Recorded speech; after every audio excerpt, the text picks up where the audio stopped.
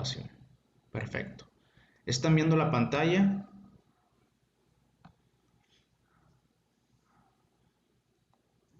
¿Sí tenemos buena proyección de pantalla?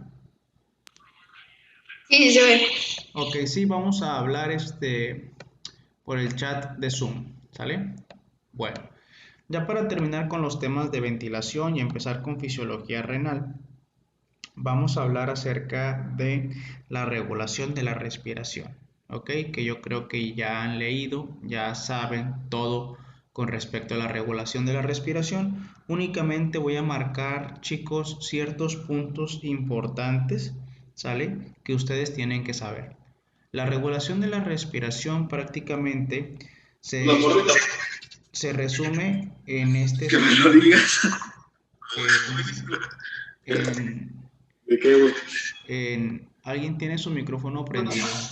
No sé quién sea. Por favorcito, si pueden apagarlo. Ah, compraste el foto. Ok, Güey. creo que ya. Verga. No, le hubieras dicho, güey, no pases de verga. Nah, ¿ya para qué?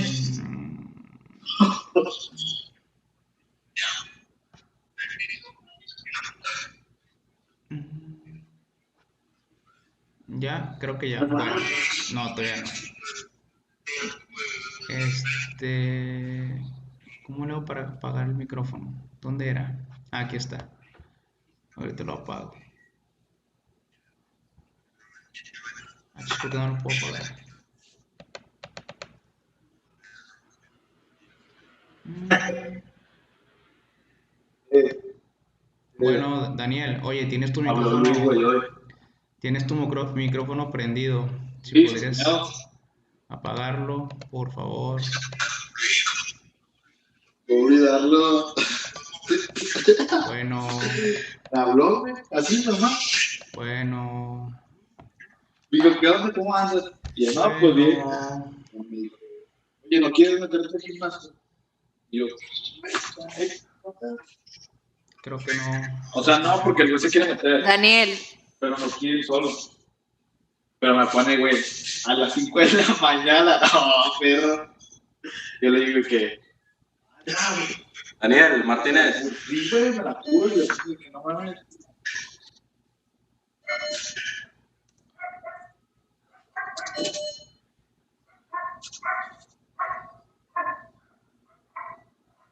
Ya vi que estoy en mute, perdón.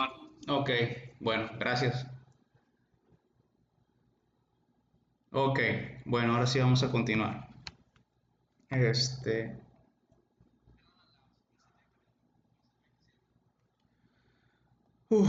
Bueno, ¿en qué me quedé? A ver.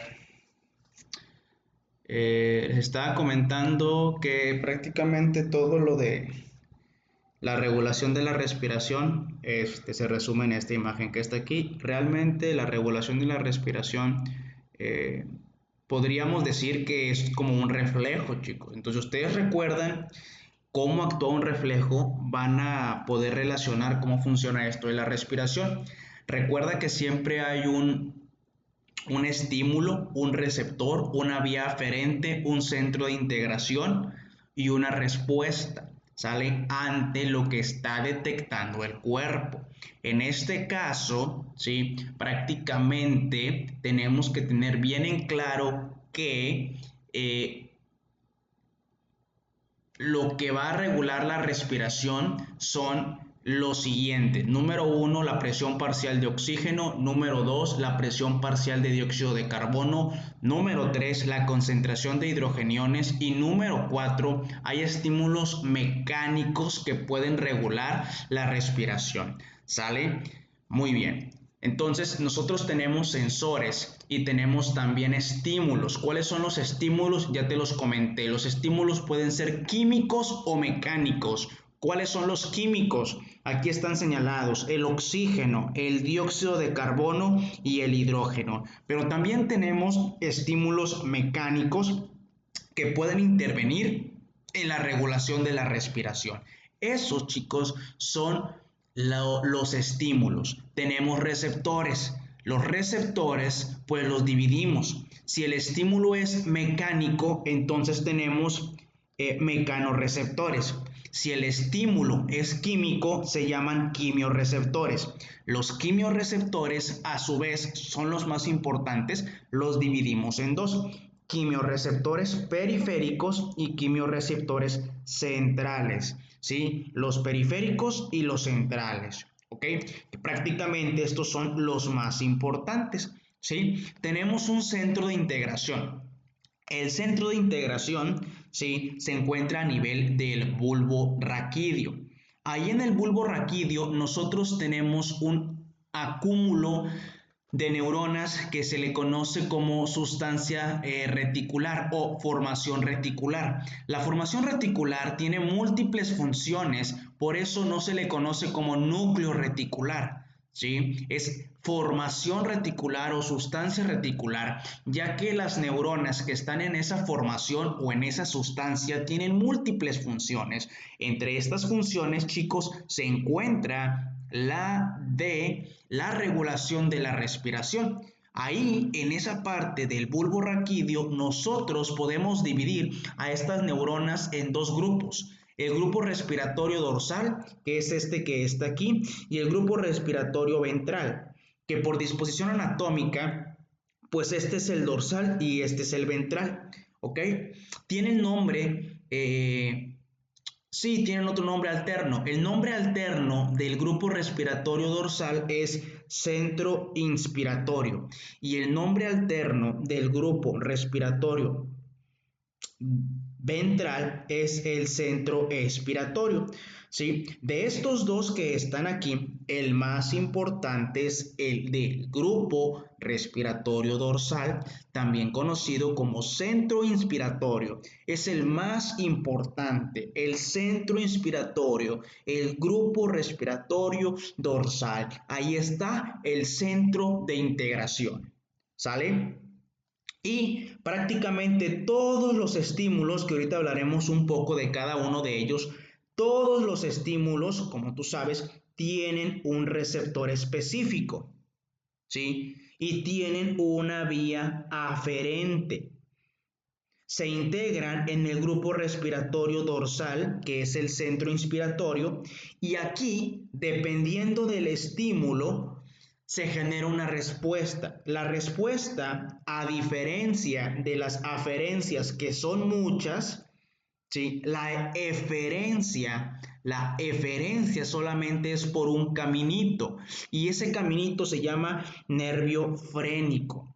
Del grupo respiratorio dorsal van a salir axones. Imagínate que este es el grupo respiratorio dorsal. Salen axones que terminan ¿en dónde? ¿En dónde van a terminar? ¿Van a terminar en dónde, chicos? ¿Sí? Del grupo respiratorio dorsal salen axones que terminan ¿en dónde? Escucha bien la pregunta. No. Salen axones que terminan ¿en dónde? Del grupo respiratorio dorsal salen axones que terminan ¿en dónde? No, no es el diafragma. Frénico, pero sea más específico. ¿En dónde terminan? En el asta anterior de los niveles cervicales C3, C4 y C5, ¿ok?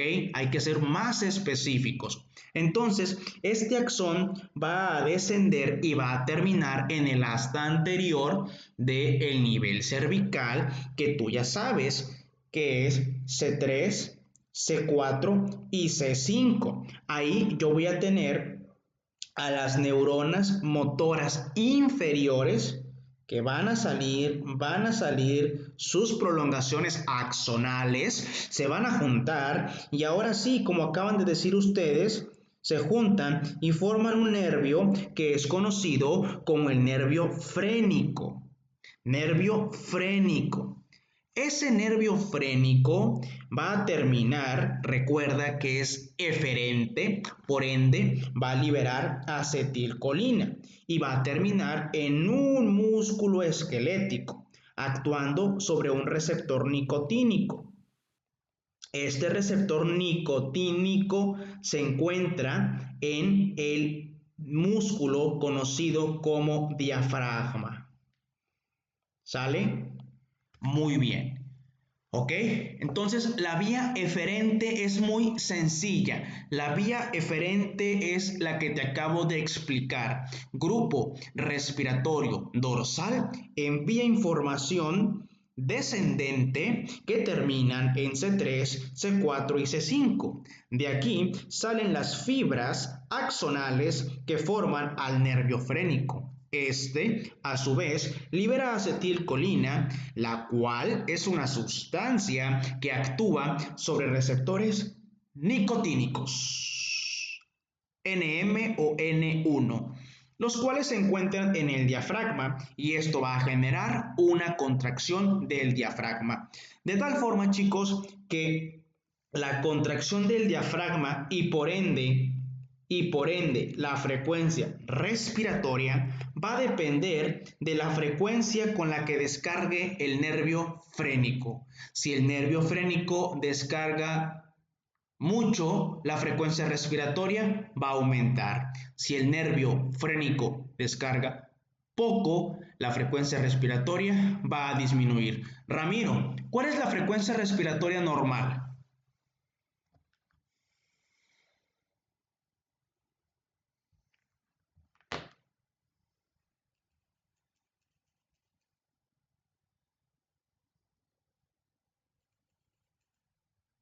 Respiratoria. Respiratoria.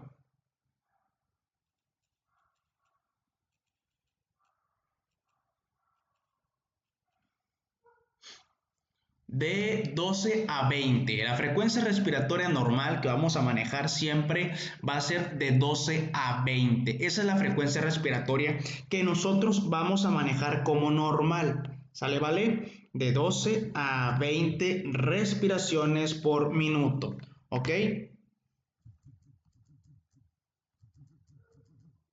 Muy bien. Entonces, cuando nosotros aumentamos la descarga del nervio frénico, la frecuencia respiratoria puede aumentar por arriba de 20. Cuando disminuimos la frecuencia de descarga del nervio frénico, la frecuencia respiratoria puede disminuir por debajo de 12. ¿Ok?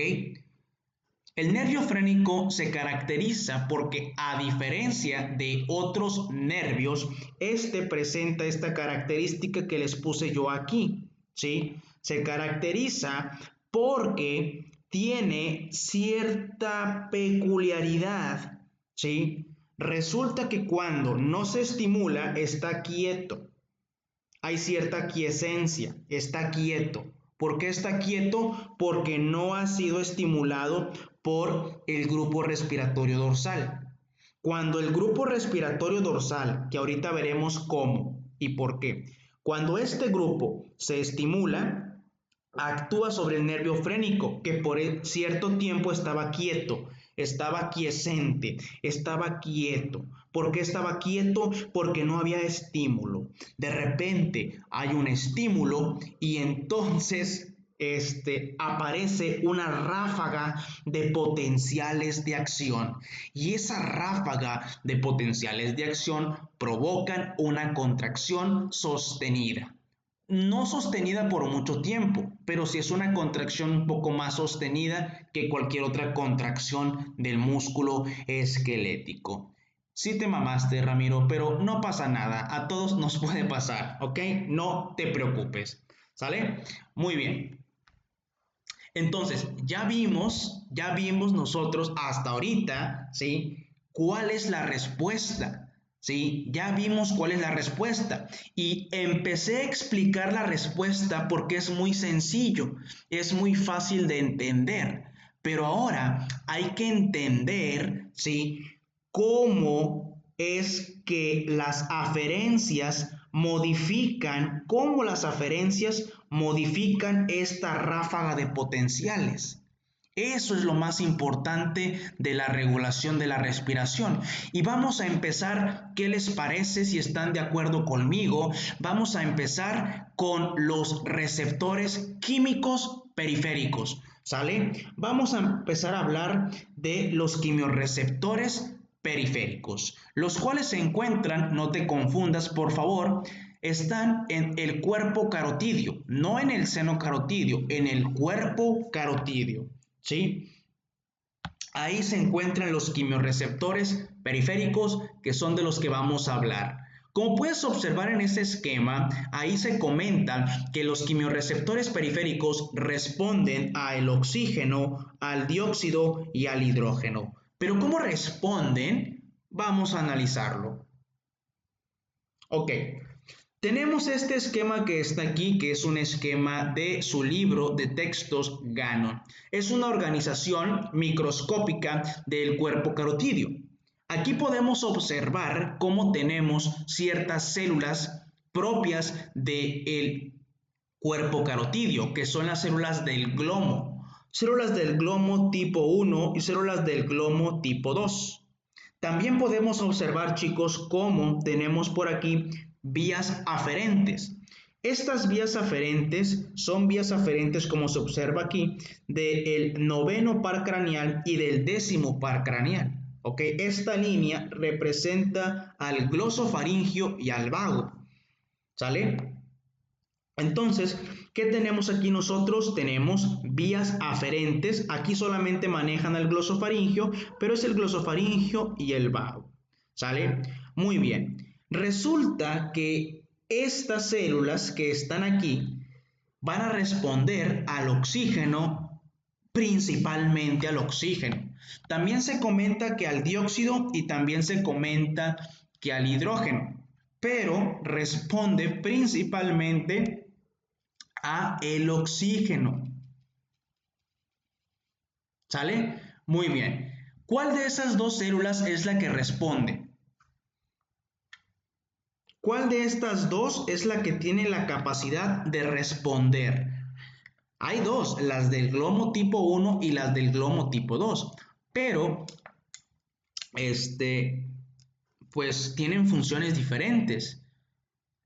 Las células del glomo tipo 2 son células de sostén, son células que, como tú puedes observar en la imagen, son células sustentaculares que le dan sostén, que aportan nutrientes. ¿A quiénes? A sus bebecitas. ¿Y quiénes son sus bebecitas? Las células del glomo tipo 1. Estas son el verdadero quimiorreceptor. Estas son el verdadero quimiorreceptor, ¿ok? Que si bien es cierto, responden a la hipercapnia,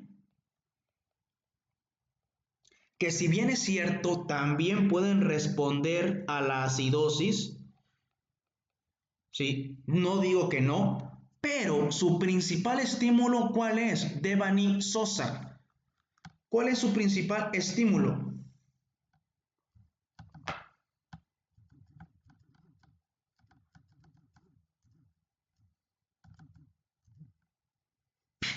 Si sabes, si no está si ya puse hipercapnia y ya puse acidosis, ¿qué otra cosa puede hacer que tú necesites respirar más? La hipercapnia es una cosa, la acidosis es otra. ¿Qué otra cosa puede hacer que tú necesites respirar más?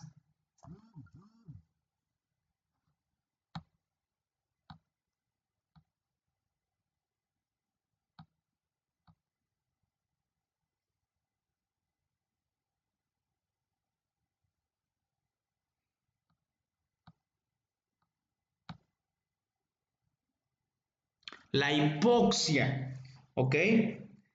La hipoxia, chicos, muy bien. Vamos a ponerle aquí hipoxia. Ahí está, ¿sí? La hipoxia, ¿ok? Que sí, o sea, la hipoxia puede ser por hipoxemia, Ramiro, que casi siempre los libros de texto manejan hipoxemia, ¿sí? Pero realmente es hipoxia, ¿sí? Que puede ser hipoxia generada por hipoxemia, estoy totalmente de acuerdo contigo. Para fines de examen, ahorita les voy a explicar eso. Muy bien. ¿Qué es lo que ocurre o qué es lo que pasa? Bueno, resulta, no sé si ustedes habrán leído, sobre estas células. Pero resulta que en la membrana de estas células tenemos unos canales de potasio sensibles a la hipoxia. Canales de potasio sensibles a hipoxia. ¿Qué quiere decir esto? Que cuando las células sufren hipoxia, que ya sabes que la hipoxia es que le llegue poco oxígeno a la célula, resulta que cuando llega poco oxígeno, ¿qué le pasa a esos canales? Cuando hay hipoxia, ¿qué le pasa a esos canales de potasio? Mauro Gómez. Mauro Gómez.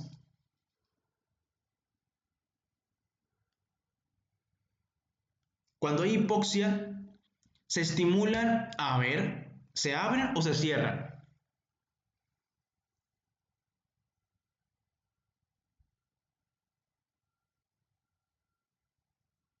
Usa la lógica.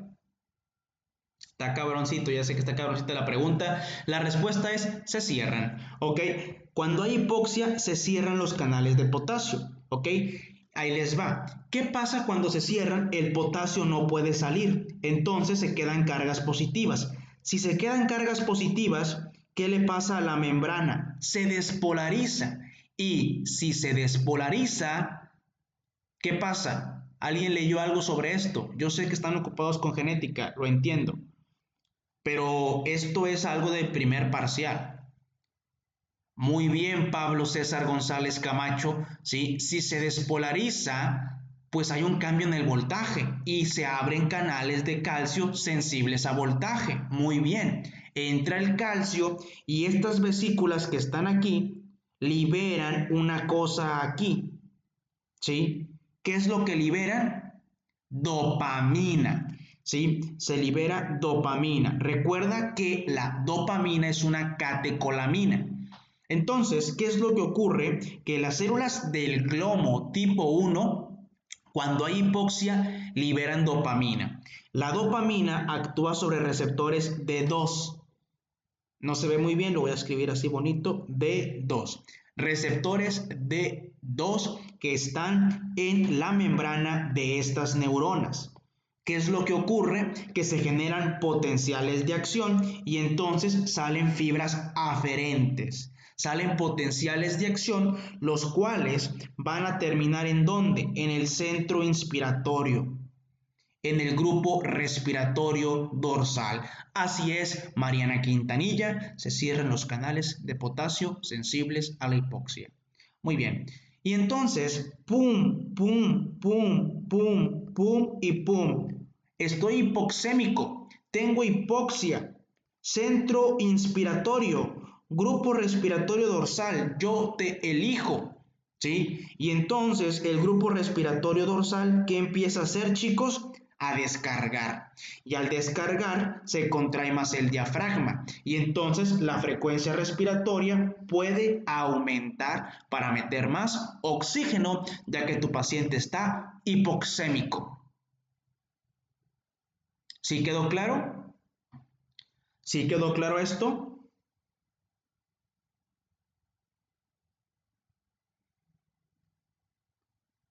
Ahorita reviso eso, pero es acidosis. Es acidosis. ¿Sí quedó claro, chicos? De nada, Erika Sánchez.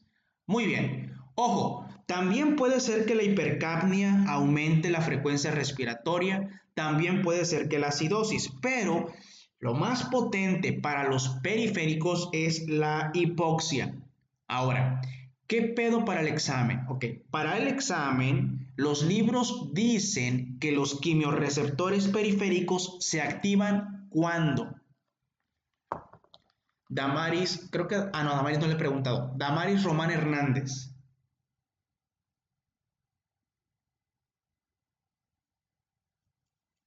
¿Cuándo se activan según lo que has leído?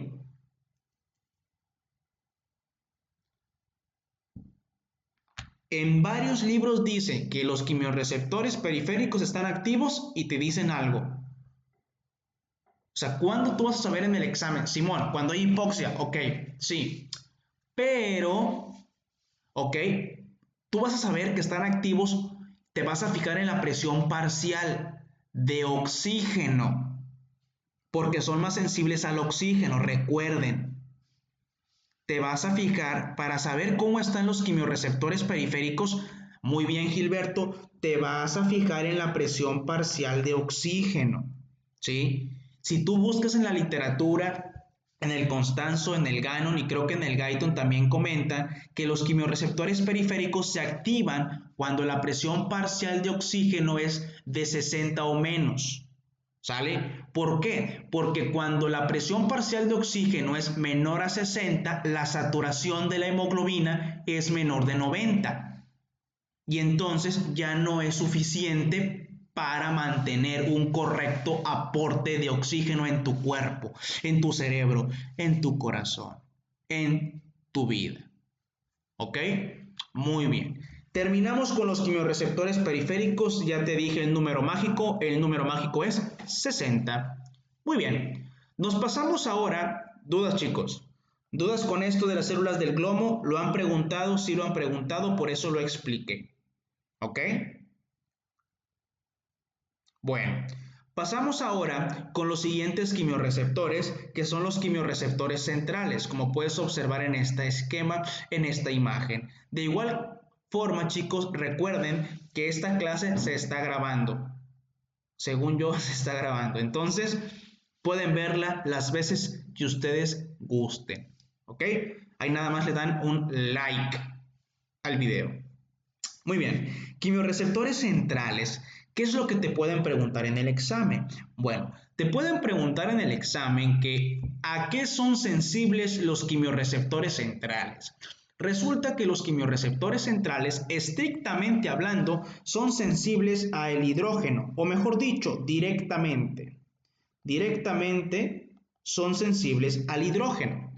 Pero si tú recuerdas el hidrógeno, Gilberto Guerra Ruiz, ¿cómo está en el plasma el hidrógeno?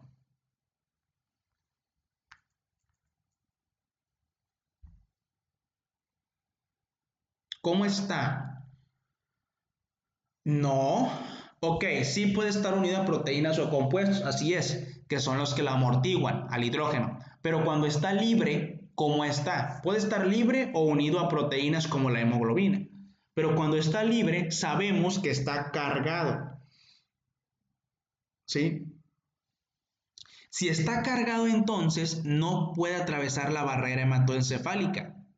Y sabemos nosotros que los quimiorreceptores centrales, ¿sí?, se encuentran en el bulbo raquídeo, ¿sí? Entonces, para que el hidrógeno, la acidosis, el hidrógeno pueda entrar, pues no puede entrar como hidrógeno porque está cargado. Al estar cargado no puede atravesar la membrana capilar. Entonces ocurren una serie de reacciones en la que el hidrógeno se convierte en dióxido de carbono, que es lo que estamos observando aquí, cómo el hidrógeno se convierte en dióxido de carbono. ¿Sí? Muy bien. Entonces, el hidrógeno se convierte en dióxido de carbono y el dióxido de carbono, como es un gas, es liposoluble.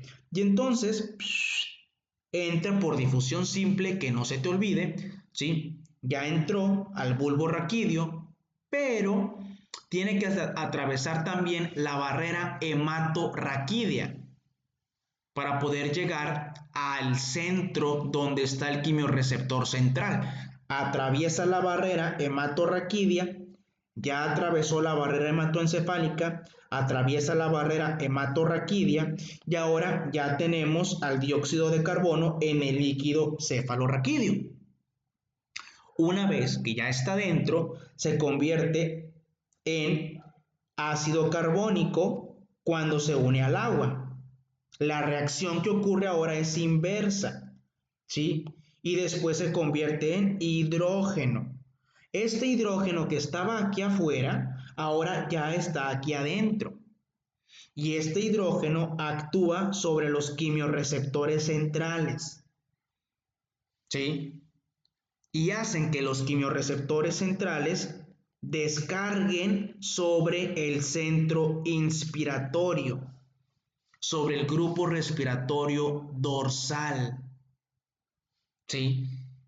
Estimulando a este grupo para que éste descargue sobre las astas anteriores de C3, C4 y C5 y aumente la frecuencia respiratoria. ¿Ok?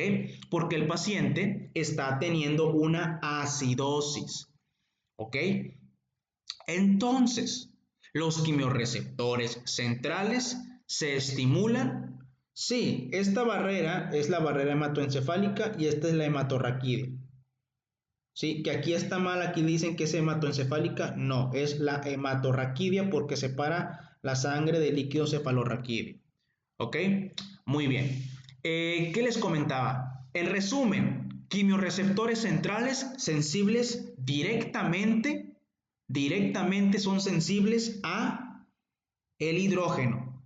Pero tienes que recordar que el hidrógeno no atraviesa la barrera. ¿Sí? Entonces se convierte en dióxido de carbono. ¿Sí? Y el dióxido de carbono atraviesa, ¿ok? Y aquí se convierte en hidrógeno. ¿Ok? También, ojo aquí también muy interesante, dos cosas, los quimiorreceptores centrales son sensibles a la acidosis. Si el paciente tiene acidosis va a ocurrir lo que te acabo de decir, pero también son sensibles a la hipercapnia. ¿Sí? Los quimiorreceptores centrales son sensibles a la acidosis, pero también a la hipercapnia. ¿Qué quiere decir esto? Que cuando la presión parcial de dióxido de carbono supera los... ¿Cuánto, Mariana Quintanilla? ¿Cuándo es hipercapnia, Mariana?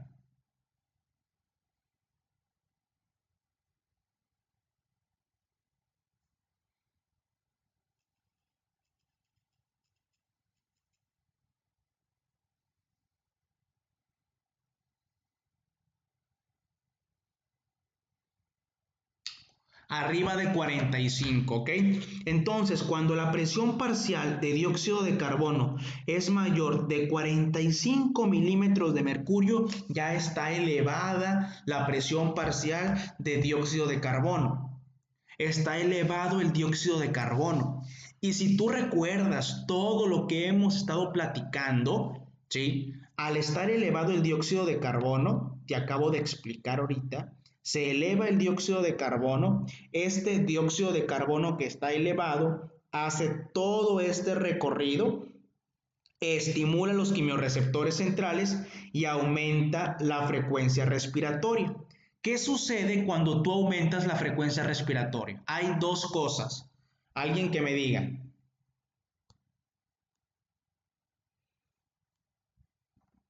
¿Qué sucede? Ok, más que una alcalosis respiratoria, otra cosa.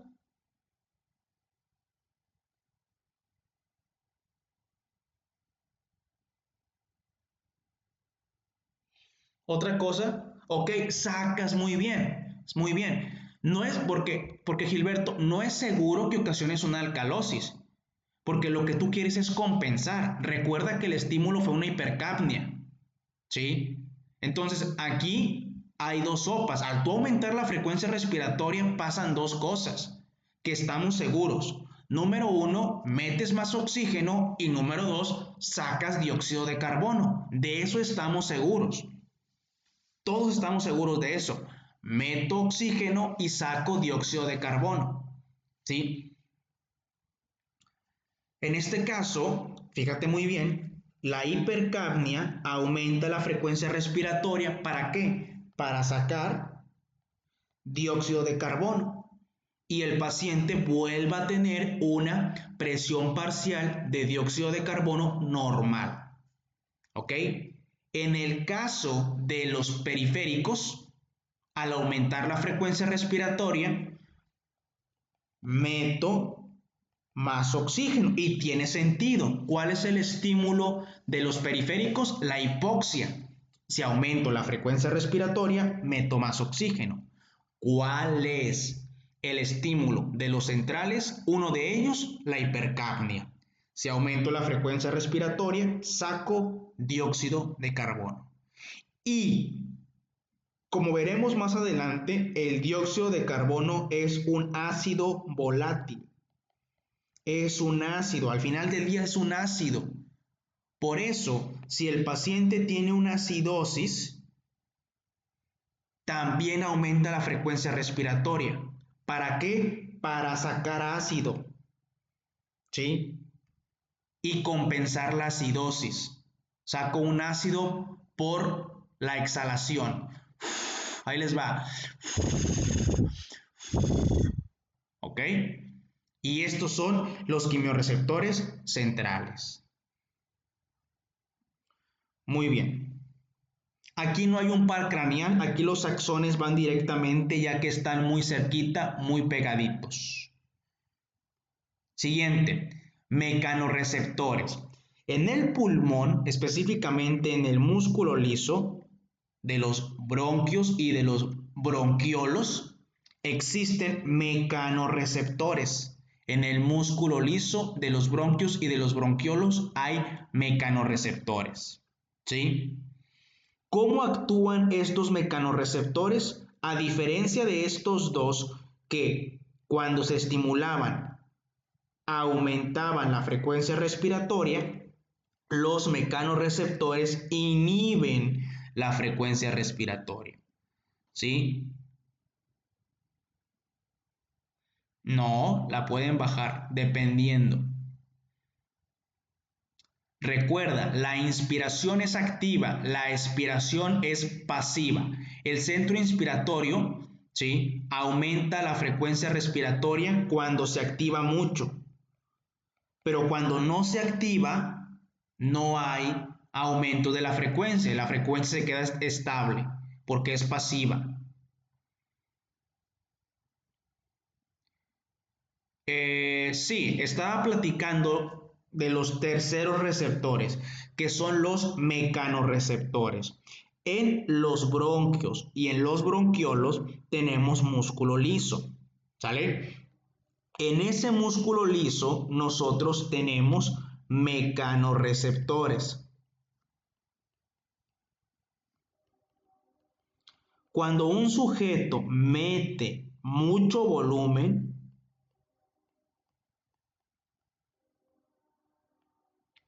este exceso de volumen actúa sobre los mecanorreceptores que están en el músculo liso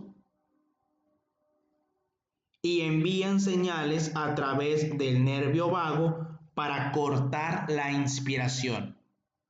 Y se corta la inspiración.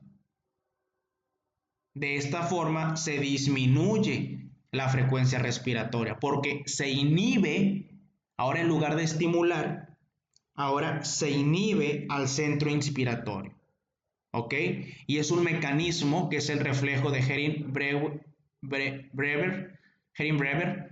que es un protector para evitar un volutrauma, para evitar que metas mucho volumen y que ese exceso de volumen te provoque un volutrauma, o sea, un trauma por exceso de volumen. ¿Ok? ¿Sí quedó claro esto? Este es más sencillo, es algo mecánico. Más volumen, ¿sí?, se activan los mecanorreceptores y envían a través del nervio vago una señal que inhibe al centro inspiratorio. Y pues bueno, esto que está aquí, que realmente pues esto no me importa. Nada más que existe y ya. Muy bien. Ahora, tenemos por ahí dos centros más. Es más, tenemos tres centros más. El centro apnéusico, el centro expiratorio y el centro neumotáxico. ¿Ok? Realmente no creo que te lo pregunten, pero ¿qué es lo importante?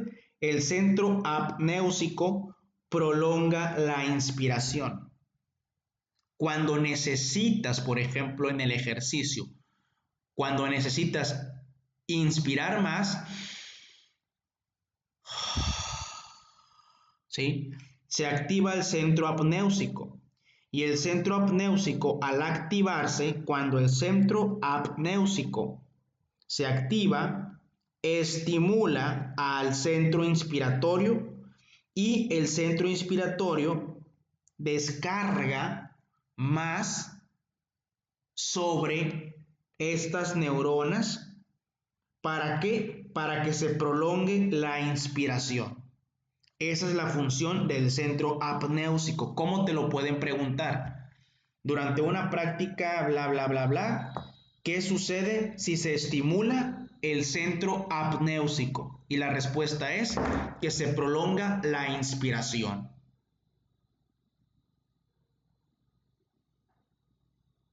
Nos vamos por el otro lado y tenemos al centro neumotáxico.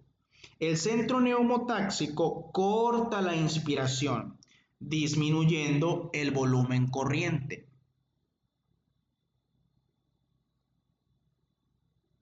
También te lo pueden preguntar así. ¿Qué sucede si durante un experimento se estimula al centro neumotáxico? La respuesta es se corta la inspiración. Y por ahí tenemos al grupo respiratorio ventral, que ya lo comenté, que se le conoce como centro expiratorio, pero como les comenté hace rato, realmente este centro tiene poca actividad, ¿sí? ¿Por qué? Porque sabemos que la expiración es por relajación del diafragma, ¿sí? Entonces la expiración es algo pasivo, que no necesita como tal un estímulo, que en condiciones normales este centro pues ahí está nomás de adorno. Este centro, ¿sí? Puede llegar a inhibir al diafragma para que no se contraiga, ¿sí? En ciertas situaciones. Vaya, no para que no se contraiga, sino para que termine la contracción rápido, ¿sí? El diafragma se contrae y tiene que pasar cierto tiempo. Entonces, el centro expiratorio lo que va a hacer es cortar esa contracción para que después se relaje, ¿sí? Entonces, el centro expiratorio básicamente no está activo y solamente se activa en el ejercicio, cuando tenemos que expirar más rápido. ¿Ok? Entonces, básicamente, pues no hay mucho que decir, solamente que sepas que el centro expiratorio en condiciones normales está inactivo. Cuando tú haces ejercicio, se puede llegar a activar para acelerar la expiración. Y bueno, chicos, eso es todo con respecto. Sí, para que, por ejemplo, si tú inspiras ahorita, tardas y luego inspiras, inspiras profundamente, pero tardas en terminar el ciclo respiratorio. Lo que hace el centro expiratorio es que al estar inspirando tú, corta la inspiración. ¿Y qué sigue después de la inspiración? La expiración. Y de esta manera tú aceleras la expiración. Básicamente es acelerar la expiración cortando el tiempo de inspiración. ¿Sí? Ajá, puedes modificar muy bien, Damaris, puedes modificar este tiempo que normalmente yo les había dicho que el ciclo es 1 a 2, ¿sí? Pero cuando haces ejercicio, esto puede convertirse en 1 a 1 y ahí entra el centro expiratorio.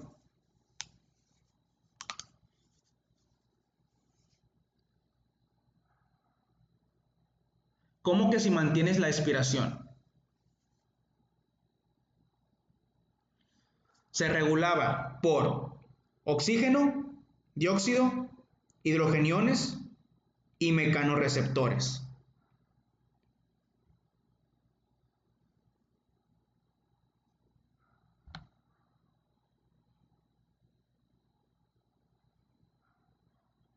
Ok, ahorita les explico eso. Ahorita les explico lo del tiempo de apnea, tranquilos.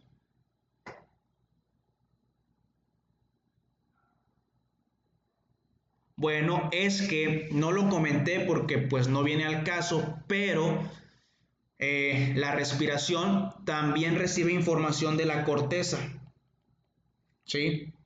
Entonces tú puedes decidir si quieres aguantar la respiración, ¿sí? Pero eso es por otra vía que va de la corteza al centro inspiratorio, ¿sí? Por eso tú conscientemente puedes, sabes que aguanta la inspiración. O sea, tú puedes modificar esto, ¿sí? Por información que va de la corteza del consciente, ¿sí? Va al centro inspiratorio, ¿sale? Y tú puedes modificar la descarga del grupo respiratorio dorsal, ¿sí?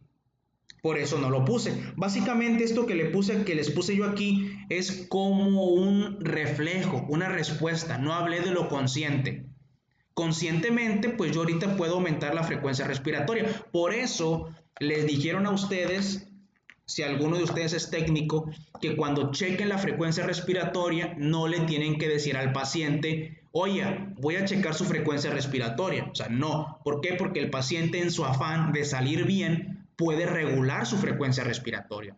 Por eso, para mí, uno de los signos vitales que se me hace un poco más difícil de detectar es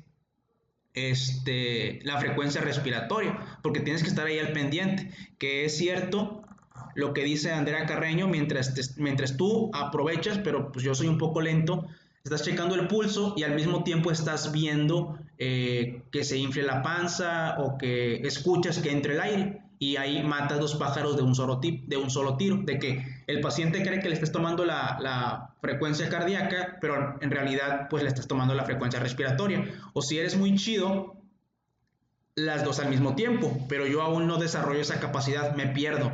Muy apenas puedo contar el pulso y ya perdí la frecuencia respiratoria. ¿Ok? O sea, yo me pierdo realmente. Yo realmente primero checo el pulso y ya después checo la frecuencia respiratoria. Y ahí me tardo un ratillo. Muy bien. ¿Dudas, chicos? Ok, ahora el tiempo de apnea. Bueno, esto una vez lo preguntaron. La apnea, ¿qué es la apnea? Que es algo que comentaba ahorita, pues Ramiro tiene que ver con lo que comentaba Ramiro, es el tiempo que tardas en volver a respirar, o en otros términos, es el tiempo que tardas sin respirar. Ese es el tiempo de apnea. ¿Cómo podemos aumentar el tiempo de apnea? Que eso es a lo que me refiero con esto. ¿Cómo? Que solo los pueden preguntar. ¿Cómo podemos aumentar el tiempo de apnea? Tengo un sujeto, ¿sí? El sujeto 1 y el sujeto 2. Y los dos sujetos, ¿sí? Están jugando una competencia para ver quién aguanta más debajo del agua, ¿sí? ¿Cómo le puede hacer cualquiera de estos sujetos para aguantar más?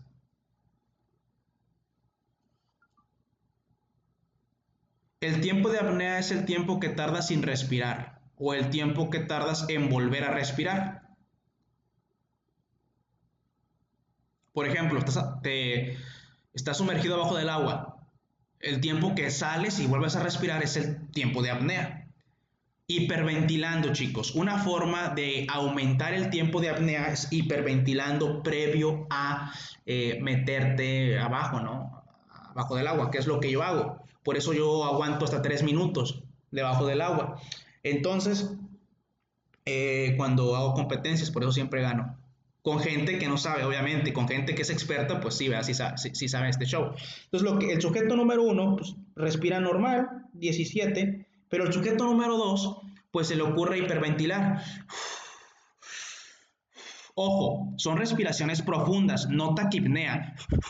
Eso es taquipnea. Polipnea es esto.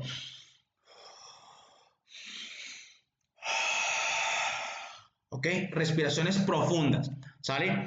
Entonces, el sujeto número 2 tiene antes de meterse abajo del agua, aumenta su frecuencia respiratoria hasta 28. Y ahora sí, se mete abajo del agua. ¿Cuál de esos dos sujetos va a aguantar más tiempo sin respirar? Venga, ¿cuál de esos dos? ¿El uno o el 2? ¿Qué dice el público? Ya se los expliqué, ¿verdad? El 2 El 2, y es por varias razones, por varias razones. Número 1, al hiperventilar puedes ocasionar una alcalosis. Y número 2, al hiperventilar te llenas de más oxígeno. ¿Sí? Entonces, fíjate muy bien, si tienes más oxígeno, pues estos quimiorreceptores, los periféricos, van a tardar más en activarse, porque tienes más oxígeno, entonces va a tardar más tiempo en bajar tu concentración de oxígeno. Como tarda más tiempo en bajar porque metiste más oxígeno, tardan más tiempo en activarse estos. ¿Cómo aplacas a los centrales? Provocaste una alcalosis, ¿sí? Entonces vas a tardar más tiempo en que si tú no respiras, va a haber acidosis, ¿verdad? Si no respiras, va a haber acidosis, pero como tú provocaste una alcalosis, vas a tardar más tiempo en provocar una acidosis. Por ende, estos van a tardar más tiempo en activarse. Por eso aumenta el tiempo de apnea, ¿ok? Cuando aumentamos la frecuencia y la profundidad de la respiración. Excelente. ¿Dudas, chicos?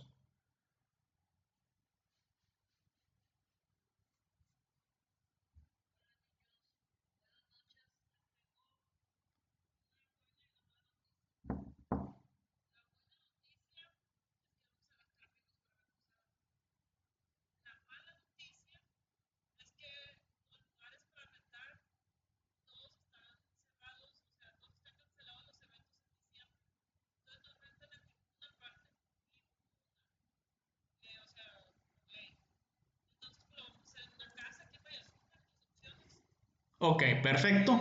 Muy bien, vamos a continuar entonces.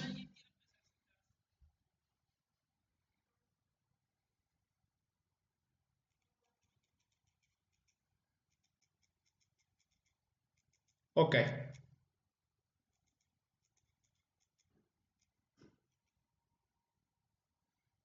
muy bien.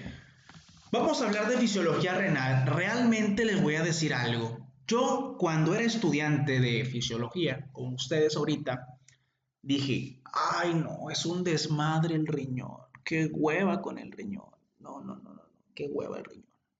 Pero ahora que estoy de este lado, digo, wow, qué maravilloso es el riñón, ¿sí?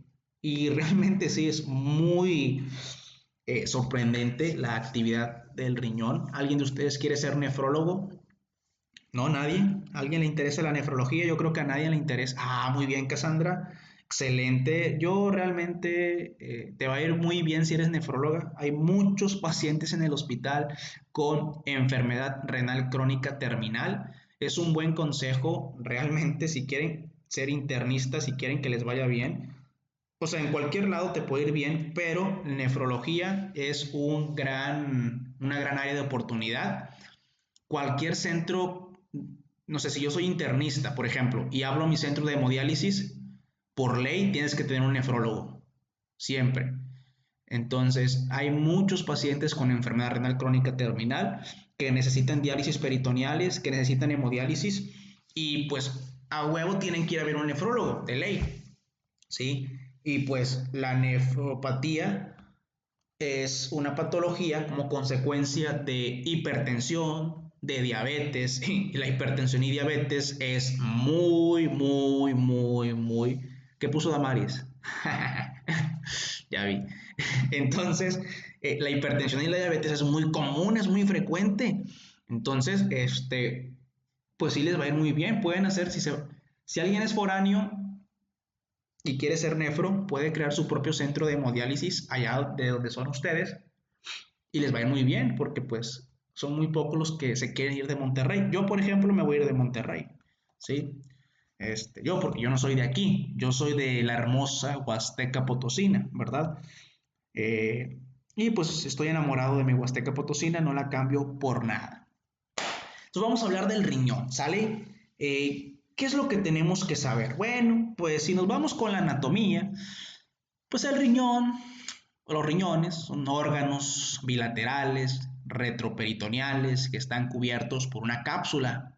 Esta cápsula es muy interesante, que no es nada laxa, como toda cápsula, pues es rígida, no se puede expandir, eso es interesante también. No lo voy a explicar por qué, pero es interesante. Hace rato estaba en una conferencia, en un Congreso Nacional de Medicina Interna en línea por el COVID, y pues ahí fue donde me di cuenta de la importancia de la cápsula, que es interesante, pero no lo voy a explicar. Bilateral, retroperitoneal, cápsula, dos arterias, o sea, la renal derecha y la renal izquierda, ¿verdad? Pero eso no me importa, a mí me importa la función. Si hablamos del riñón, primero, como siempre hemos empezado, todos los temas tenemos que tener un panorama general, ¿sí? Entonces, ¿cuáles son las funciones del riñón? No me interesa la anatomía, ¿sí? Yo de anatomía no sé mucho.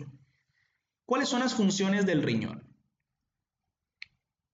Son 4. A ver, las nefrólogas, Damaris, Damaris Román. Bueno, Cassandra dice que es filtrar, es una función, ¿ok?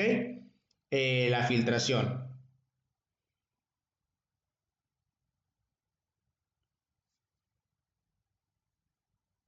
¿Qué más?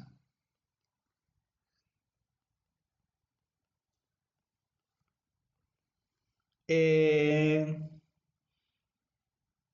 básicamente, al hablar de filtración, muy bien, endocrina, muy bien. Son 4, ahorita vamos a ver todas. Endocrina, ¿qué más? Aquí en filtración, pues podríamos poner también nosotros filtración, pero no solo filtración, reabsorción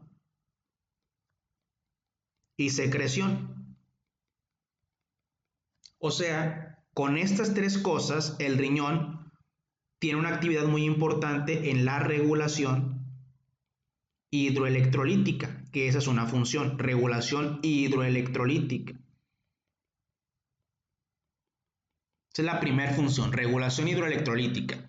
Si yo regulo los electrolitos y el agua, pues regulo también la presión arterial, ¿verdad?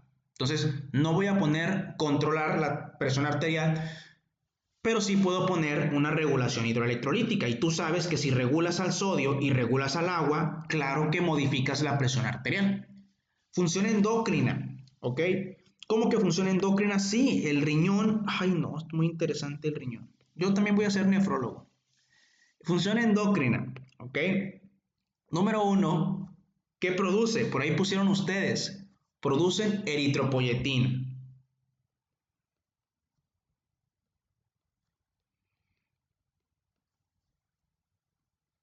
Realmente en la nefrología está la papa, ¿sí? Cada paciente que está en hemodiálisis tiene que hacerse forzosamente 3 sesiones de hemodiálisis por semana. Cada sesión viene costando como 1,200 pesos. O sea, es caro para el paciente, ¿sí? Entonces, 1,200 por sesión son 2,400, 3,600 a la semana en un paciente.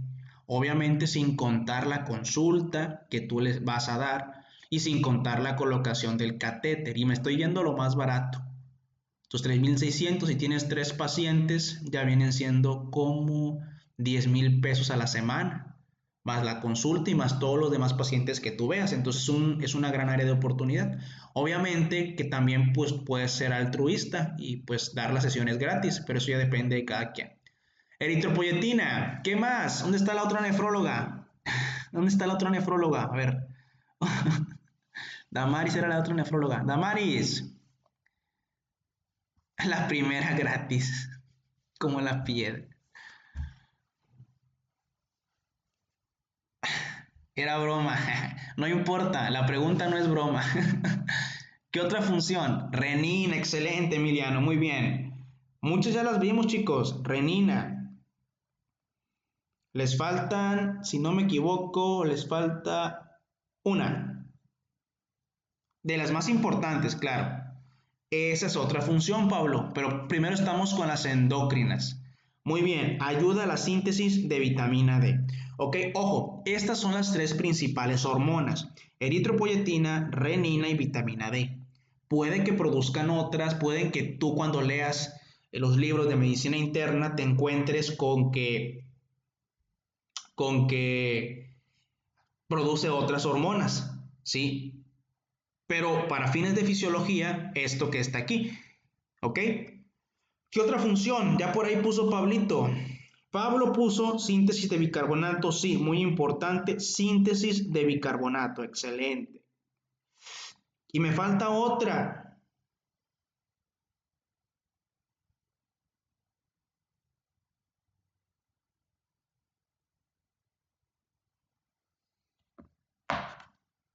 ¿Qué otra función?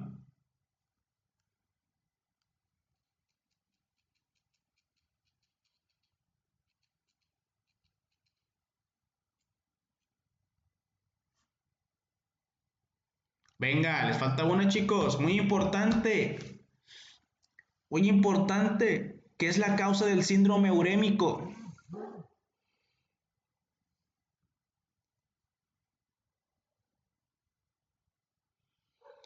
Eliminar toxinas, muy bien, eliminar toxinas, chicos, eliminar toxinas, ¿qué onda? Eliminar toxinas y fármacos. ¿Nunca han escuchado eso de que, el paciente tiene enfermedad renal, hay que modificar la dosis, porque hay fármacos que se eliminan por el riñón, ¿ok? Bueno, entonces ahí están las cuatro funciones, ya terminamos, ¿sí? Ya terminamos, se acabó. Vámonos.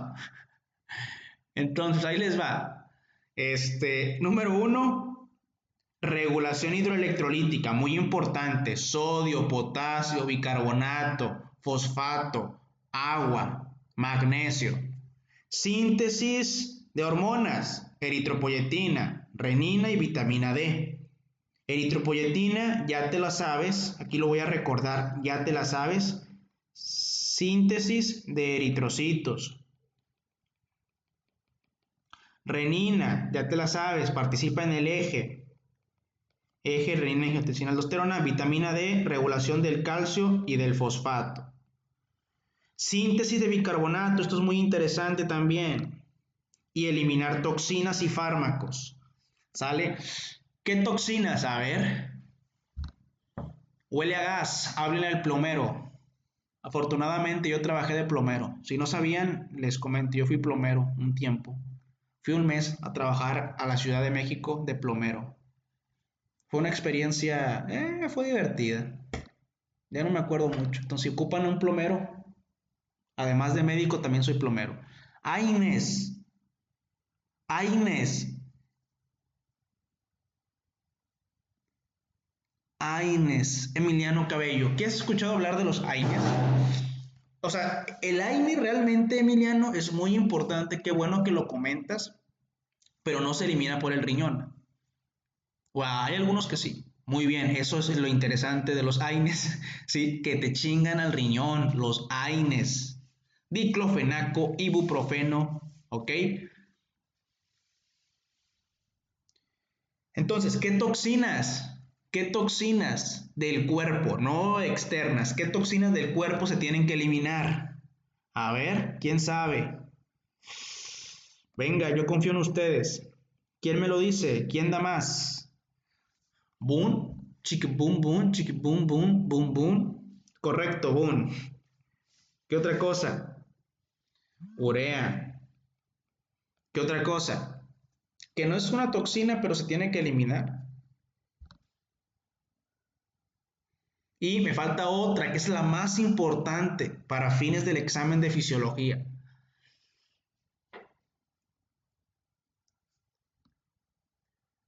Es una ciudad griega, muy bien, Creta. La creatinina, ¿ok? La creatinina. Entonces, elimina boom, urea y creatinina. Ahora, fíjate muy bien todo esto. Los cretinos, los hipotiroideos, congénitos. Muy bien, fíjate muy bien lo interesante. Siempre les pongo esto así de forma muy general. Entonces, ¿Qué creen que pase? Pura lógica, chicos. ¿Qué creen que pase si el paciente tiene enfermedad renal? Antes, para que se actualicen, se le llamaba insuficiencia renal. Ahora no, ahora se le conoce como enfermedad renal crónica y cuando es algo agudo se le conoce como lesión renal aguda. Para que ya no usen los términos de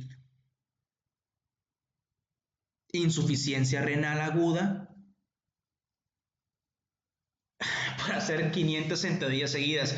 Eso es cierto, ha habido muchos pacientes con lesión renal aguda, como les comentaba hace, creo que sí les comenté, pacientes que toman proteína, pacientes que hacen mucho ejercicio y pacientes que toman AINES al mismo tiempo. ¿Sí? La otra es por drepanocitosis, hay muchas causas de lesión renal. La drepanocitosis es porque, ¿por qué es la drepanocitosis? A ver, Gilberto, tú que andas comentando, ¿por qué? ¿Por qué la drepanocitosis le puede dar lesión renal aguda? Sí, la lesión renal aguda te puede ocasionar necrosis tubular aguda y la necrosis tubular aguda puede ser que el paciente se muera. Pero a ver, Gilberto, ¿por qué la drepanocitosis te va a dar? Eso es de bioquímica. ¿No te preguntaste el por qué?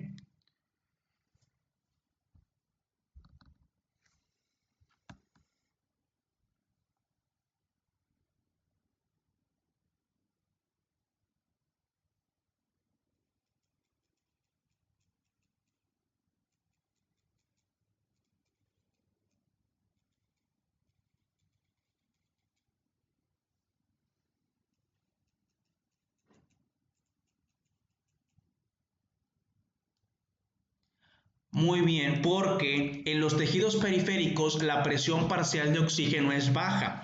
Entonces, si la presión parcial de oxígeno es baja, el eritrocito adquiere la forma de una hoz, perdiendo flexibilidad, ¿sí? Perdiendo adaptabilidad. Esto genera que cuando pasa por los pequeños vasos del riñón, como van a ver son pequeños, ¿sí? Se obstruyan, ocasionando una crisis Sí, una crisis, en este caso la crisis drepanocítica afecta al riñón, ¿ok? Y entonces deja de haber irrigación renal. Pero así como afecta al riñón, también puede afectar al corazón y darte datos como si el paciente tuviera un infarto agudo del miocardio, ¿ok? Pero bueno, olvidemos eso. A lo que iba, un paciente, por favor, pongan atención, un paciente con enfermedad renal crónica o lesión renal aguda, muy interesante. Enfermedad renal crónica, ¿sí? Es aquella que se presenta cuando el paciente lleva más de 3 meses. Más de 3 meses. Más de 3 meses. ¿Sí? Lesión renal o enfermedad renal crónica. ¿Ok? Te van a poner que es un paciente con diabetes, te van a poner que es un paciente con hipertensión. Diabético, hipertenso, de años de evolución. ¿Sí? Y de repente viene por falla renal, lo más probable es que sea una enfermedad renal crónica. Si te dan el tiempo es más de 3 meses. La lesión renal aguda ocurre principalmente en estados de hipoperfusión. ¿Cuáles son estos? Un choque hemorrágico, ¿sí? Choque hipovolémico, perdón, más que hemorrágico hipovolémico, choque hipovolémico, cualquier tipo de choque, ¿sí? Distributivo por sepsis o por anafilaxia, hipovolémico por hemorragia, obstructivo por neumotórax, cardiogénico por insuficiencia cardíaca o cardiopatía isquémica. ¿Ok? Entonces, cualquier estado de hipoperfusión renal puede ocasionar una lesión renal aguda. ¿Sí? Muy interesante aquí. La lesión renal aguda se caracteriza porque el paciente va a tener afectada los electrolitos y va a tener afectación de esto, nada más. ¿Sí? Se afectan los electrolitos y las toxinas están aumentadas, nada más, en la lesión renal aguda. ¿Sí? se afecta el sodio, el potasio, el fosfato y se afecta el boom, la urea y la creatinina. ¿Qué es lo que pasa? Pues el boom, la urea y la creatinina van a estar elevadas porque no se pueden eliminar. Y los electrolitos también van a estar alterados, ¿sale? Eso cuando es agudo. Cuando es crónico, el paciente va a tener alteraciones de los electrolitos más alteración de las toxinas, pero como ya es crónico, ya se ven los efectos de la deficiencia del bicarbonato y los efectos de la deficiencia de las hormonas. Cuando es crónico, además de las alteraciones hidroelectrolíticas y de la elevación del boom de urea y de creatinina, el paciente ya va a presentar anemia, ¿sí? Acidosis, hipocalcemia, hiperfosfatemia, ¿sale? Esa es la diferencia, así pueden diferenciar ustedes. Paciente con algo crónico va a tener hipoparatiroidismo secundario.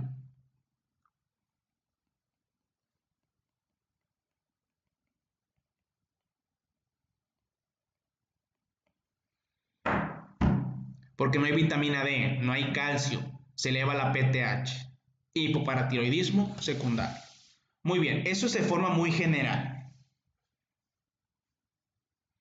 Sí quedó claro. Cuando es algo agudo, no se afecta la eritropoyetina, no se afecta la vitamina D, no se afecta la síntesis de bicarbonato. Por ende, el paciente va a tener solamente alteraciones en los electrolitos, en el agua, va a estar sobrecargado de volumen y va a tener elevación de boom, de urea y de creatinina. Que cuando estos tres se elevan, ¿cómo se le llama? Se le conoce como hiperazoemia. Hiperazoemia. Cuando está elevado el boom, la urea y la creatinina, se llama hiperazoemia. ¿Ok? Cuando algo es crónico, el paciente va a tener hipoparatiroidismo secundario, te lo pueden preguntar en el examen, y anemia. ¿Cómo es la anemia? Normocítica, normocrómica. Normo. ¿Ok? Muy bien. ¿Hasta aquí hay alguna duda?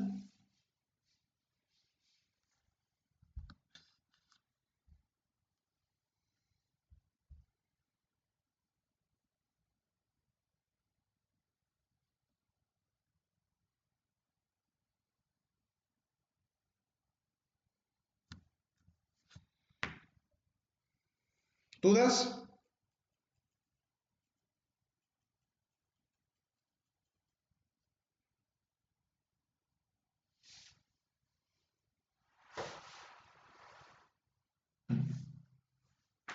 Todo bien, perfecto. Ahora vamos a platicar de cómo es que el riñón lleva a cabo las funciones que acabamos de ver. Sí, ya vimos qué es lo que hace, Simón, muy bonito todo. Pero ahora viene lo complejo. Y lo complejo es ver, estudiar, entender y comprender cómo tu riñón hace posible la regulación hidroelectrolítica, cómo hace posible la síntesis de las hormonas, cómo elimina el boom boom, cómo elimina la urea y la creatinina. ¿Okay? Para esto, el riñón está conformado por millones, no estoy exagerando, por millones de estructuras conocidas como nefronas.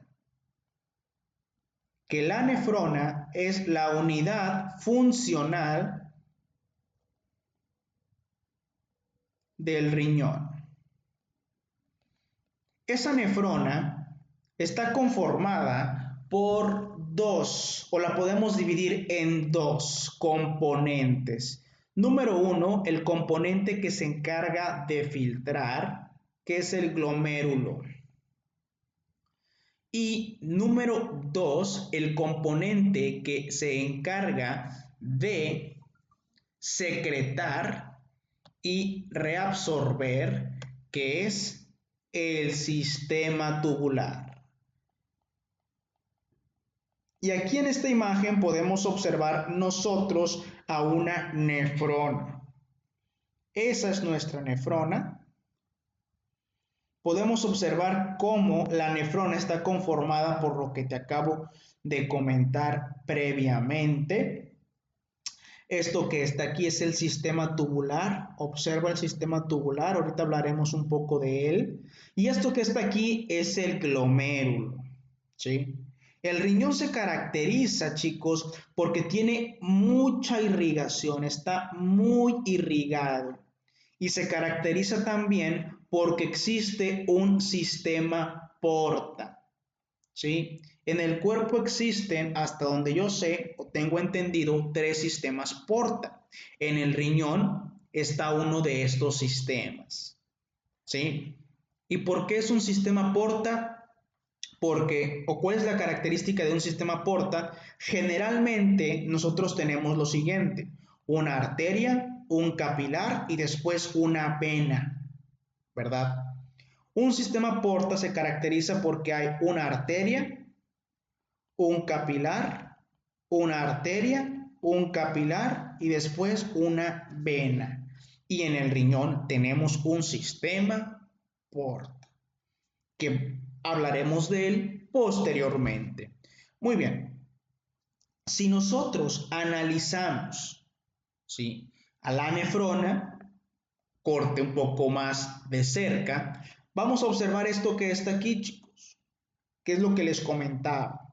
Esta es una arteriola, aquí está un poco confuso el esquema, pero esta es una arteriola, la arteriola aferente, capilares, arteriola eferente, ¿sí? Tenemos al glomérulo, tenemos posteriormente al sistema tubular. Y fíjate muy bien lo interesante de este esquema, y que quiero que les quede muy claro, es que como no solo el glomérulo tiene mucha irrigación, además de que el glomérulo tiene mucha irrigación, el sistema tubular no está solo. Fíjate muy bien cómo el sistema tubular en todo su recorrido está rodeado por vasos sanguíneos. Y eso es muy importante, no quiero que se te olvide. El sistema tubular está rodeado por vasos sanguíneos, por capilares peritubulares. ¿Sí? Que no se te olvide, por favor. Si nosotros nos enfocamos en el glomérulo, pues bueno, esta vendría siendo una imagen que me gusta mucho del glomérulo, ¿sí? Y es muy importante tomar en cuenta las estructuras que conforman a este glomérulo. ¿Ok? Primero, el glomérulo es la parte de la nefrona que recibe y que ayuda que la sangre llegue y se filtre. Esto es gracias a la existencia de la arteriola aferente.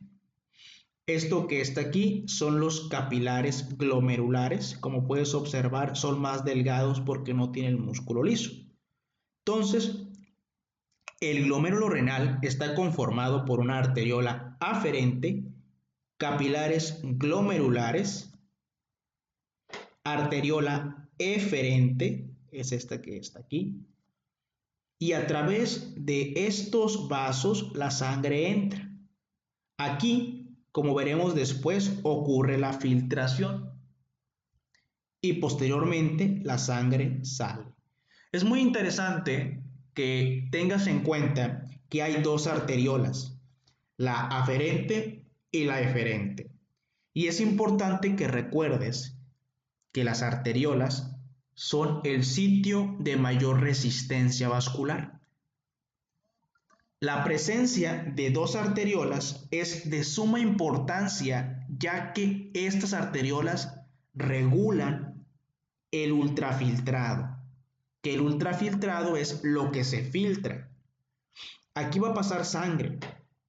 La sangre son células y plasma. Las células no se filtran, o sea que lo único que se filtra es el plasma. ¿Ok? Aquí viene la sangre, pero las células no se filtran. No hay eritrocitos en la orina, no hay leucocitos en la orina y no hay plaquetas en la orina. Si tú llegas a encontrar eritrocitos, leucocitos en la orina, probablemente vienen de la uretra, ¿sí? O de otro sitio, pero no vienen de el glomérulo. Si tú analizas los eritrocitos y ves que son eritrocitos que se describen como eritrocitos dismórficos, entonces ahí sí tú puedes decir que ese eritrocito viene del glomérulo. ¿Sí? Si los eritrocitos no son dismórficos, vienen de otro lado, no vienen del glomérulo. Puede que venga del sistema tubular, puede que venga del uretero, puede que venga de la uretra, pero no vienen del glomérulo. Muy bien. ¿Qué otros componentes podemos encontrar nosotros en el glomérulo, además de los vasos sanguíneos que ya comenté previamente? Pues podemos encontrar células del mesangio y matriz mesangial. Estas que están aquí son las células del mesangio. Estas células se encargan de dar soporte, ¿sí? Soporte.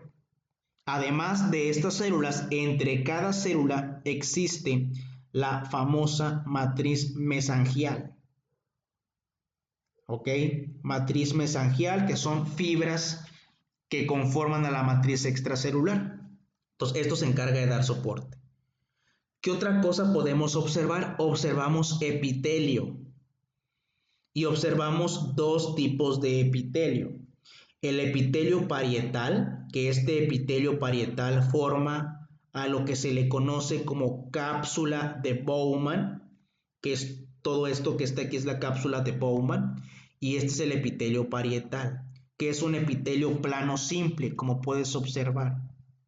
Así como tengo un epitelio parietal, también voy a tener yo otro tipo de epitelio que no se encuentra formando a la pared, sino que se encuentra formando a la barrera de filtración, que es el epitelio visceral, por así decirlo, que es este que está aquí.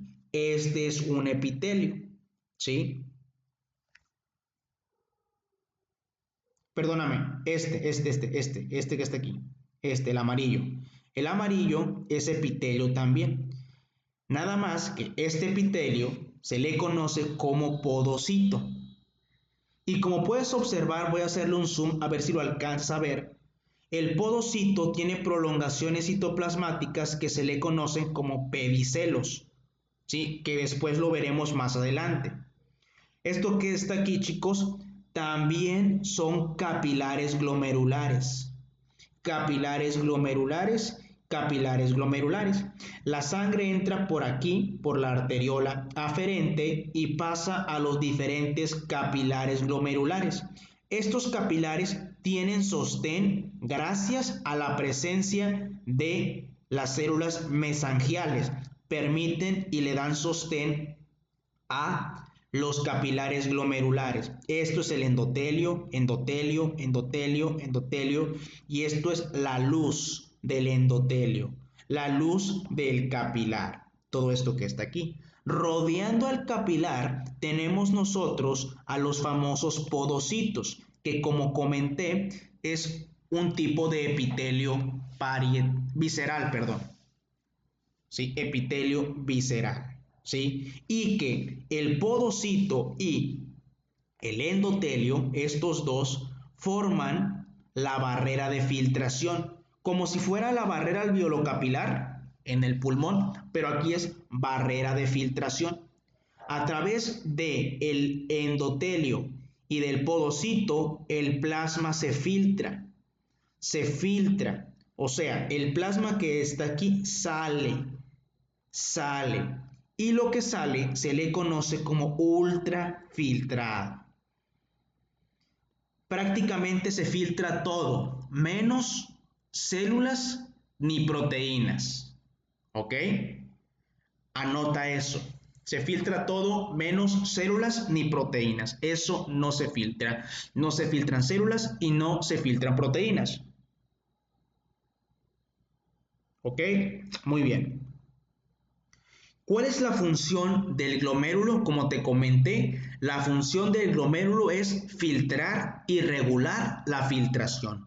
Esa es su principal función, filtrar y regular la filtración. Regulo que se filtra y en cuánta cantidad se tiene que filtrar. Posteriormente, este ultrafiltrado abandona el espacio de Bowman, porque a esto se le conoce como espacio de Bowman. Se abandona el espacio de Bowman, chicos, y se dirige al sistema tubular.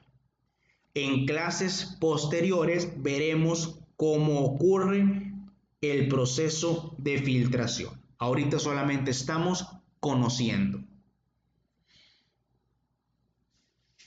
¿Qué sigue ahora? Tenemos nosotros a nuestro sistema tubular. Sistema tubular.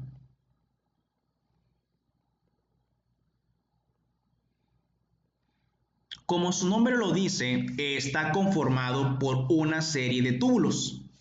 ¿Sí? El primero, que es este que está aquí, y que es el que está inmediatamente en contacto con el espacio de Bowman, ¿cómo se llama?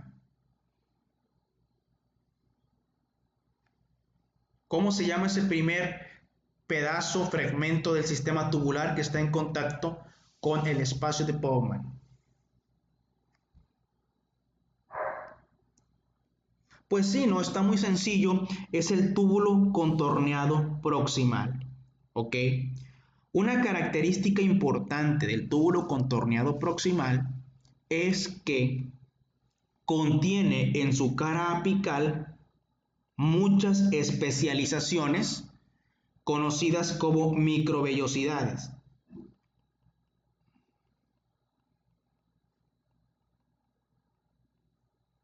Que aumentan el área de absorción.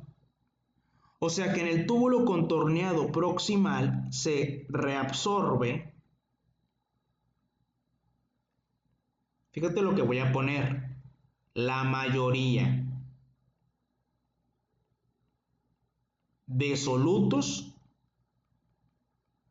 y de agua. ¿Sale? Ojo, puse la mayoría, no todos. La mayoría. Sodio, potasio, calcio, fosfato, pero no todos. Agua. Después del túbulo contorneado proximal tenemos una pequeña estructura que es esta que está aquí, que se le conoce como túbulo recto proximal, que realmente no tiene relevancia.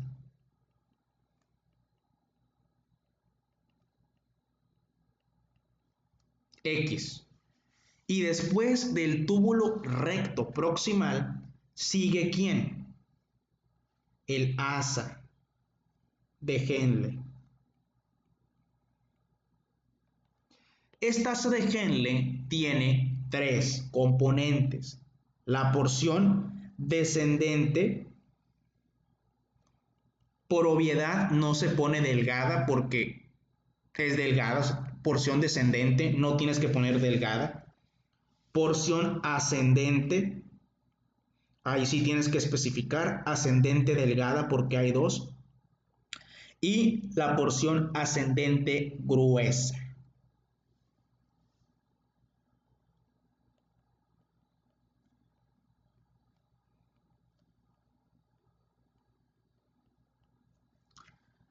¿Cuál es la característica de la porción descendente? La porción descendente es permeable al agua,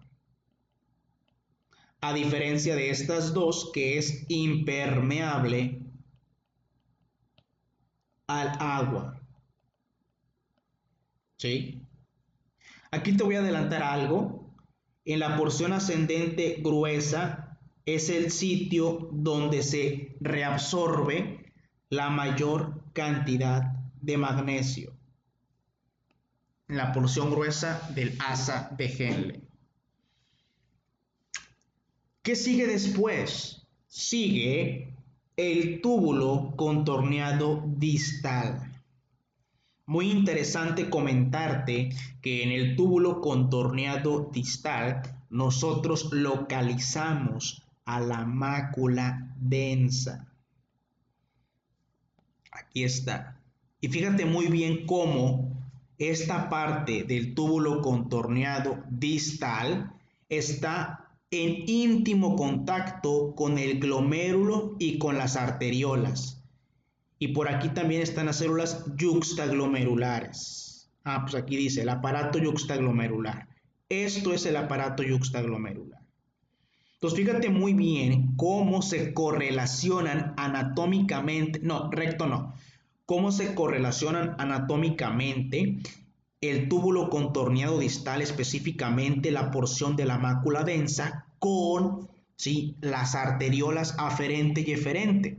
Y esto es muy importante porque existe un mecanismo conocido como regulación túbulo glomerular. Regulación túbulo glomerular. Y tiene que ver con esto. A lo mejor alguno de ustedes ya lo leyó. ¿Sale? Regulación túbulo glomerular.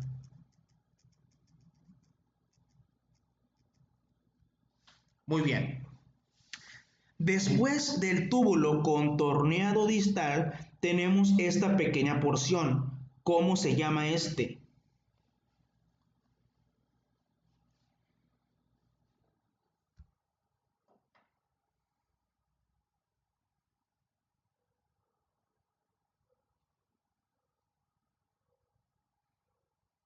¿Cómo se llama? No es el recto. Muy pocos libros lo describen, pero sí existe. Seguro, Mariana, muy bien. No se confundan, es conector. Conector, no se confundan, ¿ok? Es común que se confundan, pero pues no se confundan. Conector.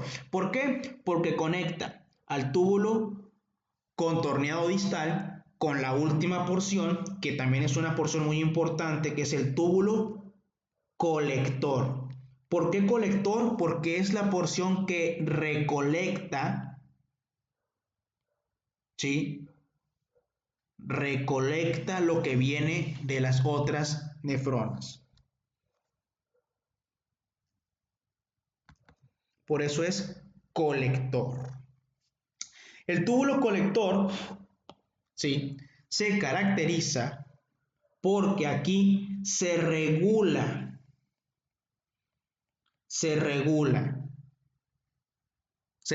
cuánto se reabsorbe de agua, sodio, potasio. Es la porción que es la porción más regulada por hormonas. Aquí también actúan hormonas, aquí también actúan hormonas y aquí también actúan hormonas. Aquí.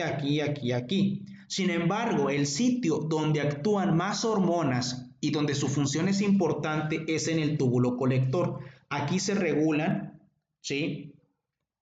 Aquí se regulan prácticamente la reabsorción de agua, la reabsorción, ojo, se regulan. No estoy diciendo que sea el sitio donde se reabsorbe más. Muy importante dejar en cuenta eso, chicos, que les quede bien claro eso. No estoy diciendo que se reabsorba más, se regula. Agua, sodio, potasio, etcétera. Muy bien, y ese es el sistema tubular a grandes rasgos. En las próximas clases, mañana, sábado y domingo, veremos acerca de cómo funciona cada una de estas porciones de forma individual. Y yo creo que les va a quedar súper claro. Achis, ¿qué pasó? ¿Se acabó ya? Achis. Bueno, no se ha acabado. Vamos a continuar. Pues no traje la imagen que les quería poner, pero pues bueno, vamos a hablar un poquito acerca del flujo sanguíneo renal. Vamos a hablar del flujo sanguíneo renal, ¿sí?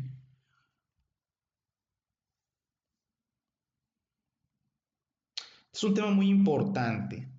El flujo sanguíneo renal, pues bueno, así a grandes rasgos, es la cantidad de sangre que recibe el riñón. Y es muy interesante que a pesar de que son estructuras muy pequeñas, reciben una gran cantidad del gasto cardíaco. Reciben aproximadamente entre el 20 y el 25% del gasto cardíaco. Prácticamente entre un cuarto y una quinta parte del gasto cardíaco se va a los riñones, tanto el derecho como el izquierdo.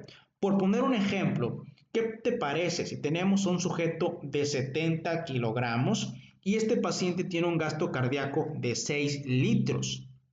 ¿Sí?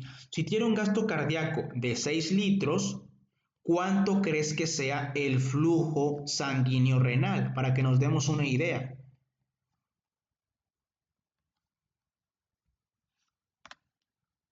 Pues hay que calcularlo, ¿no? Vamos a calcularlo. Es una regla de 3, muy sencillo.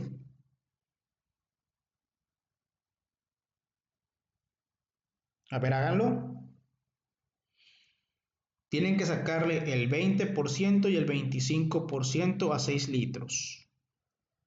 ¿Sí le sale eso? Ah, Gilberto ya lo había hecho. Muy bien. Entonces, ¿alguien más? Nada más para confirmar. Ok, entonces el flujo sanguíneo renal de este paciente va a estar entre 1200 mililitros y 1500 mililitros. Ojo, esto que acabo de hacer es una forma de calcular el flujo sanguíneo renal, ¿sí? Yo sé que ustedes leyeron que hay otra forma más exacta, que es utilizando al ácido paraaminohipúrico. Pero es importante que sepan esta forma también, porque la preguntaron en el examen, ¿sí? En un examen, será 2 años, 1 año y medio. ¿Ok? Entonces, ¿podemos calcular el flujo sanguíneo renal sin que me den el ácido paraaminohipúrico? La respuesta es sí, pero te tienen que dar el gasto cardíaco. Si a ti te dan el gasto cardíaco y te preguntan por el flujo sanguíneo renal, le sacas el 20 o el 25%, ¿sí? A ese gasto cardíaco y ese será el flujo sanguíneo renal. ¿Ok? Ahora, esta sangre que como acabo de describir sale del corazón, vamos a dibujar un corazón romántico, vamos a dibujarlo. ¿Cómo es un corazón romántico? Pues ¿no? Un corazón que no es anatómico, está nuestro corazón romántico. Ok, la sangre sale del corazón romántico y se dirige por los diferentes vasos sanguíneos, ¿sí? Y llega a la arteria renal, ¿sí? Y por ahí va el flujo sanguíneo. Una arteria renal, pues ya sabemos que se va a ir al lado derecho y la otra arteria renal se va a ir al lado izquierdo, una para el lado derecho y otra para el lado izquierdo, de tal forma que ahora mi flujo de sangre se divide, uno para la derecha y otro para la izquierda, ¿sale? Y ahí cada una de estas arterias se va a ir dividiendo. Realmente no es importante que te aprendas en qué arteria se va a ir dividiendo, si es la segmentaria, la lobar, la interlobar, la arqueada, la interlobulillar, no importa realmente, chicos. Lo que sí me interesa es que al final la última arteriola es la arteriola aferente. Tanto en el riñón derecho como en el riñón izquierdo vamos a llegar a la arteriola aferente. ¿Qué sigue de la arteriola aferente? Eso también me interesa, ya se los dije. De la arteriola aferente, ¿qué sigue? Capilares. ¿Sí? Y después, ¿qué sigue? Muy importante recordarte que sigue la arteriola eferente. Y aquí también sigue la arteriola eferente. Eso es muy importante. ¿Ok?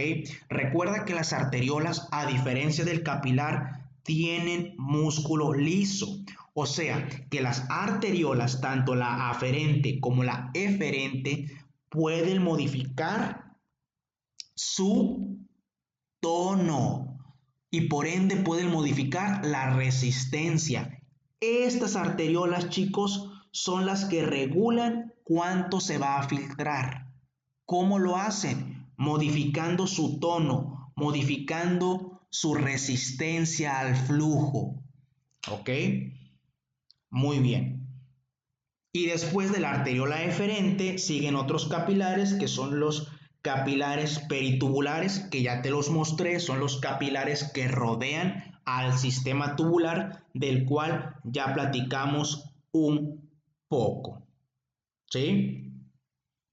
Muy bien. ¿Hasta aquí alguna duda, chicos? Yo creo que no, ¿verdad? Yo creo que no hay ninguna duda. Ahora, si nosotros hablamos con valores normales, ¿cuál es la cantidad normal de flujo sanguíneo renal? ¿Sí? Sabemos que es del 20 al 25% y podríamos pensar que entonces lo normal es que le llegue de 1200 a 1500, que estoy de acuerdo con ustedes. Por lógica, mi lógica dice que lo normal es que le llegue de 1200 a 1500.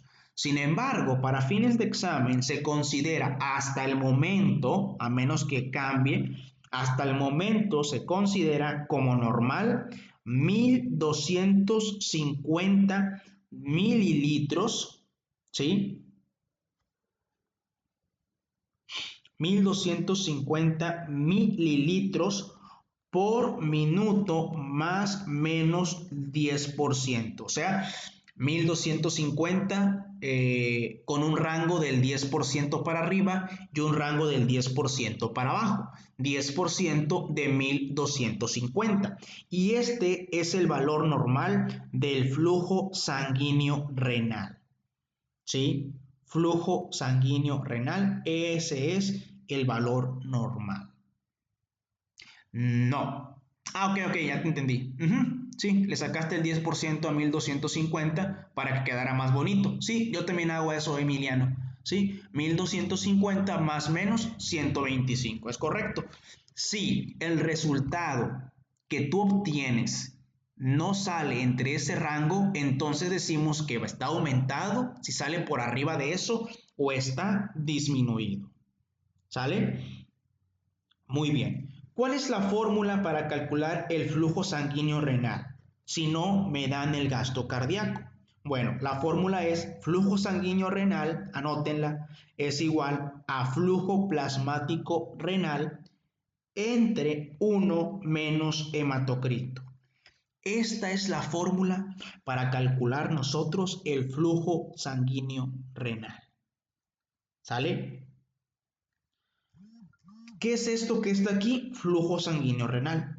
¿Qué es esto? Flujo plasmático renal. ¿Qué es esto? Un 1. ¿Qué es esto? Hematocrito. Muy importante que el hematocrito no lo vas a poner como porcentaje. Lo vas a poner, no sé, 0.40, 0.30, 0.20, etcétera. ¿Sí? Muy bien. Entonces, para poder calcular nosotros el flujo sanguíneo renal, primero tenemos que aprender a calcular el flujo plasmático renal, que no es lo mismo. ¿Sí? Entonces, primero tenemos que calcular el flujo plasmático renal, ¿sí? Que el flujo plasmático renal hace referencia únicamente al plasma, cantidad de plasma en mililitros por minuto que llega al riñón. ¿Sí? Muy bien. ¿Cómo calculamos nosotros el flujo plasmático renal? Bueno, el flujo plasmático renal nosotros lo podemos calcular a través de una sustancia que es el ácido paraaminohipúrico. que es este que está aquí. Con este ácido nosotros podemos calcular el flujo plasmático renal. Y una vez que calculemos nosotros el flujo plasmático renal, vamos a poder calcular el flujo sanguíneo renal. Obviamente que el hematocrito me lo tienen que dar. ¿Ok? Muy bien. Y pues bueno, chicos, hasta aquí le vamos a dejar el día de hoy. Mañana vamos a platicar acerca de, pues vamos a continuar, ¿no? Con el flujo, cómo calcular el flujo sanguíneo renal, flujo plasmático renal, y vamos a hablar también de la filtración. Mañana vamos a hablar del flujo, ¿sí? Cómo se regula el flujo, y vamos a hablar también, chicos, de el glomérulo, la función del glomérulo, cómo se filtra. Vamos a hablar de esas dos cosas, ¿ok? Si me alcanza más el tiempo, empezaremos a hablar del sistema tubular y empezaríamos con el túbulo contorneado proximal. Si no, pues únicamente hablaríamos del flujo sanguíneo renal, cómo se regula, ¿sí? Y de la función del glomérulo, o sea, cómo se filtran las cosas. Cuídense mucho, descansen y les deseo mucho éxito el día de mañana en su examen de genética. Hasta mañana, bonita noche.